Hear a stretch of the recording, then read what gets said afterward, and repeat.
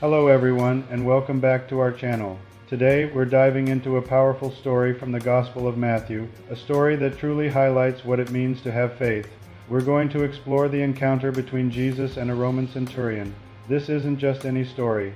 It's a profound lesson on the nature of belief, authority, and the incredible reach of God's grace. It challenges our understanding of who is worthy and demonstrates that faith can be found in the most unexpected places. So get comfortable as we journey back to Capernaum and witness a moment that left even Jesus amazed. Let's open our hearts and minds to what this scripture has to teach us today. Let's begin with chapter 8, verse 5 from the New International Version Bible. When Jesus had entered Capernaum, a centurion came to him, asking for help. "Lord," he said, "my servant lies at home paralyzed, suffering terribly." Jesus said to him, "Shall I come and heal him?" The centurion replied, "Lord, I do not deserve to have you come under my roof, but just say the word, and my servant will be healed. For I myself am a man under authority, with soldiers under me. I tell this one, 'Go,' and he goes, and that one, 'Come,' and he comes. I say to my servant, 'Do this,' and he does it." When Jesus heard this, he was amazed and said to those following him, "Truly I tell you, I have not found anyone in Israel with such great faith. I say to you that many will come from the east and the west, and will take their places at the feast with Abraham, Isaac, and Jacob in the kingdom of heaven. But the subjects of the kingdom will be thrown outside into the darkness, where there will be weeping and gnashing of teeth." Then Jesus said to the centurion, "Go, let it be done just as you believed it would," and his servant was healed at that moment. What an incredible passage. Let's take some time to really unpack what just happened here. First, consider the context. A centurion was a commander in the Roman army, an occupying force in Israel. He was a Gentile, an outsider from a Jewish perspective, and part of a system that oppressed the Jewish people. For him to approach Jesus, a Jewish teacher, was a significant act of humility and desperation. He doesn't come with demands. He comes with a plea, "Lord, my servant lies at home paralyzed, suffering terribly." Notice his compassion. He's not asking for himself, but for his servant, someone of a much lower social standing. This immediately tells us something about the centurion's character. Now Jesus' response is intriguing. He offers, "Shall I come and heal him?" This is a test of sorts, a standard offer. In Jewish culture, entering a Gentile's home would have made Jesus ritually unclean. This was a major social and religious barrier. Jesus is willing to cross this line, showing that his compassion transcends cultural rules. But the centurion's reply is what truly makes this story so remarkable. He says, "Lord, I do not deserve to have you come under my roof." This is a stunning statement of humility.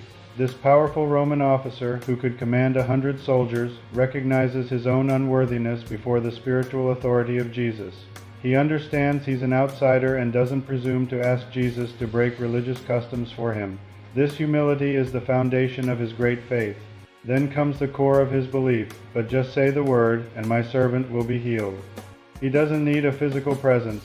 He doesn't need a ritual or a touch. He just needs a word from Jesus. Why? Because he understands authority. He explains it perfectly. "For I myself am a man under authority, with soldiers under me. I tell this one, 'Go,' and he goes." He recognizes that just as his words carry the authority of Rome, Jesus' words carry the authority of heaven.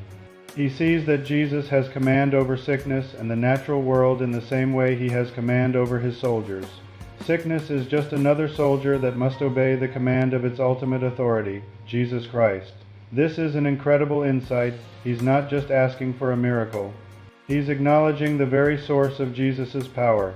He sees Jesus not just as a healer, but as the supreme commander over all things, including disease. This level of faith completely amazes Jesus.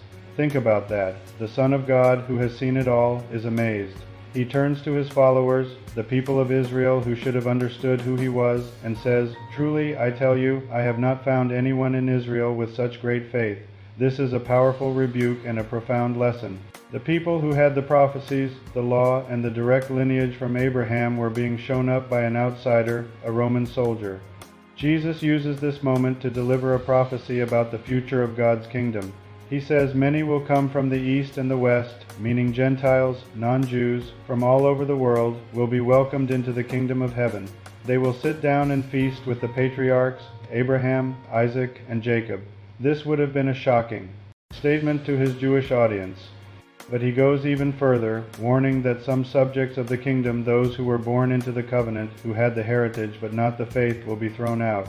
This teaches us that our heritage, our religious background, or our family tradition doesn't guarantee us a place in God's kingdom. What matters is a living, active faith like the centurions. Faith is the true entry requirement. It's not about where you come from, but who you trust. It's not about what you know, but who you know. The centurion, a man from a pagan background, understood the authority of Jesus better than many who had followed him for months. Finally, Jesus turns back to the centurion and gives the command, "Go. Let it be done just as you believed it would." The result is immediate, and his servant was healed at that moment. The healing is a direct result of the centurion's faith. The scripture ties the outcome directly to his belief. Jesus honors his faith by fulfilling his request exactly as he believed it could be done. At a distance, with just a word, this story beautifully illustrates that God responds to faith, regardless of who we are, where we're from, or what our social standing is. True faith recognizes Jesus' ultimate authority over every aspect of our lives and trusts that his word is enough. It's a call for us to examine our own faith. Do we, like the centurion, trust that Jesus' word has the power to change our situation, even from a distance? Do we approach him with that same humility and confidence in his absolute authority? This story challenges us to move beyond a faith that requires signs and wonders and into a faith that simply trusts the word of the King. Thank you so much for joining me today to explore this incredible story of faith. I hope it has inspired you as much as it inspires me. If this message resonated with you, please give this video a thumbs up and consider subscribing to the channel for more content like this. Don't forget to hit the notification bell so you won't miss our next video. Share your thoughts in the comments below. I'd love to hear how this story speaks to you. Until next time, may your faith be strong. God bless. Search for Jesus at Harold Zwaney for the complete library of my Bible study videos. Thank you and God bless.